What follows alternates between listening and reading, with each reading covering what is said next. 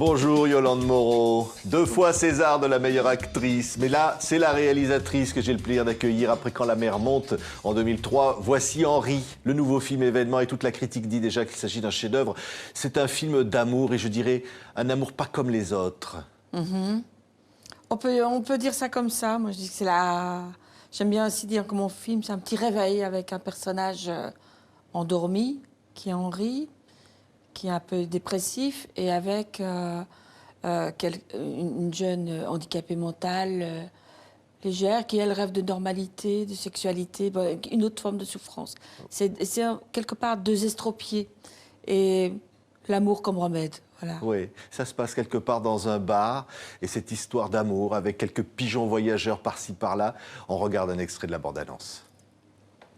Henri, tu laisses, il n'y a pas urgence. Les gars, la plus belle femme de tout le borinage. N'oublie pas mon steak, hein. Bonjour, non, comme dirait mon libraire. Et il est pas là, le patron? Si. Henri! Papa, maman est à l'hôpital, elle a eu un malaise. Elle pouvait être chiante, mais je l'aimais bien. Alors, Rosette, faut mettre le couvert. T'as déjà fait ça? Tu en mets 7 de chaque extérieur et 6 de chaque intérieur, ce qui nous fait 7 x 3, 21, plus 6 x 3, 18 égale 39. Le compte est bon. Rosette, ton avis? Oui, le resto. Pourquoi tu prendrais pas un papillon blanc pour t'aider? Tu sais, les handicapés mentaux. T'es un papillon, toi. Oui. Mais comment ça fait pour voler les papillons? Laisse-la tranquille, Bibi. On a aussi une tortue. C'est les papillons blancs, comme on dit. C'est le nom d'une résidence, un foyer de vie, en fait. Voilà. C'est aussi le nom d'associations qui existent en France. Et donc, c'est des associations gérées par des parents qui s'occupent de leurs enfants handicapés mentaux et qui ils sont intégrés dans la vie. On leur trouve du travail.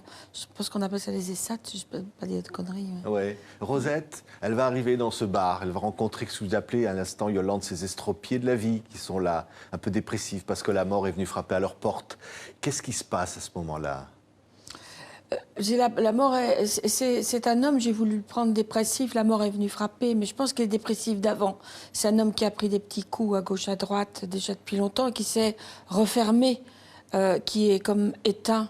Des fois, je trouve ça universel, parce qu'on a tous des moments où on est comme ça, un petit peu éteint.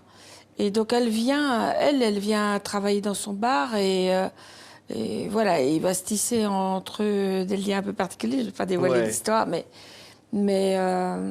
c'est elle qui va parvenir à réveiller Henri. Le film est celle d'un petit réveil, c'est-à-dire il part d'un chemin de A, dépressif, pour à la fin être réveillé. Je dévoile la fin, mais c'est le parcours qui est intéressant. Il va y avoir ce réveil et ce rêve quelque part. Regardez ces images. Oh, t'es gentil. C'est trop petit. Non, c'est pas trop petit. C'est parce que je suis enceinte. Elle prétend qu'elle a une relation avec vous. C'est préférable qu'elle ne vienne plus travailler ici. On a fait l'amour, toi et moi? Mais si t'as fait ça, c'est pas le Henri que je connais. C'est quoi l'Henri que tu connais? Je ferme, je m'en vais. Je veux venir avec toi. Je suis majeure.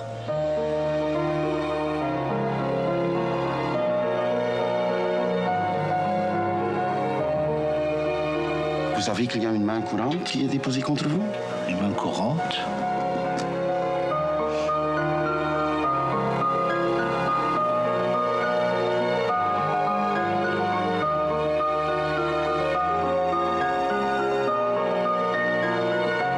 Ces pigeons voyageurs qui symbolisent l'envol, la liberté. C'est un goût de liberté qu'il y a derrière ce film, finalement. Le droit de vivre. Oui, et il est colombophile, mais j'aime bien la métaphore des pigeons, qui effectivement symbolise ça. C'est l'envol, c'est un désir d'autre chose, quelque chose de plus grand. Le fait d'aller à la mer aussi, c'est un horizon plus large, disons. Oui, quand je disais un amour pas comme les autres, l'amour, quand on est une handicapée, quand on est soi-même handicapé de la vie parce qu'on est dans un bar et que la vie ne vous a pas tout donné, il y a cette rencontre qui montre que l'amour est toujours possible. Oui, c'est pour ça que je trouve mon film optimiste. En tout cas, il s'ouvre sur une note d'optimisme. Plus, ils ont fait un chemin tous les deux. Voilà. Tout le monde peut se retrouver dans ce Moi, je couple? trouve que c'est un film universel dans le sens où on parle. J'ai envie qu'on s'approche au plus près des êtres. Heureusement, il y a eu ces comédiens magnifiques de Ouais. Pippo Del Bono et Candy Ming. Et je trouve qu'on est au plus proche de leur âme et de leur envie. Voilà, et que. On fait un petit bout de chemin Ouais. avec eux. Comme tous les amours, il faut être seul, il faut être libre. Contre les autres aussi, parfois. On voit bien dans les extraits qu'on vient de voir, ça va pas être facile d'accepter ou de faire accepter cet amour.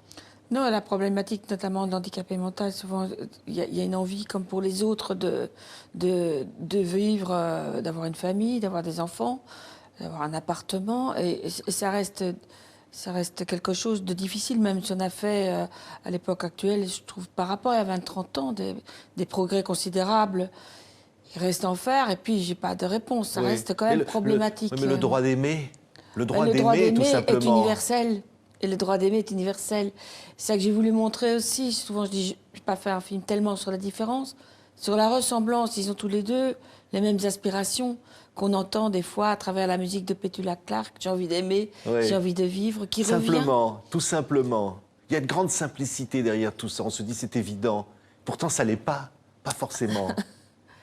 Ça l'est pas parce que je trouve que la vie dehors comme ça est assez complexe et qu'on a tous. C'est ça qui m'intéressait et que je dis que le film est universel parce qu'on peut tous le prendre, se l'approprier quoi, ou sentir que c'est proche de soi. Il y a beaucoup de vous aussi, Yolande Moreau, dans ce film. J'imagine, parce qu'on se pose des questions longtemps quand on écrit l'histoire. Pourquoi raconter ça? Je pense que j'aime bien ces êtres. Ils me ressemblent aussi. Oui, un peu éclopés, un peu des éclopés de la Oui, vie. mais on l'est tous, hein. Ouais. On est tous des éclopés. Et je dirais en même temps, par exemple, là, je dis qu'Henri est dans une semi-dépression, une petite dépression latente auquel il ne sait sans doute même pas mettre un nom. Mais je te dis, on est plein de gens à connaître cet état, même s'il est passager, s'il dure pas longtemps. Et qu'on oublie qu'il y a un bout de ciel bleu, parce que les petits coups qu'on prend à gauche, à droite font en sorte que l'univers se rétrécit au fur et à mesure qu'on vieillit. On n'a pas le même enthousiasme que quand on a 15 ans, 16 ans et qu'on voit la vie devant soi. On l'a pas. Mais en même temps, de temps en temps, il y a des petites piqûres de rappel. Mon film, c'est une petite piqûre de rappel. Merci Yolande Moreau. Et c'est un très très beau film. Henri, votre nouveau film. Merci d'être venu Merci sur votre beaucoup. plateau.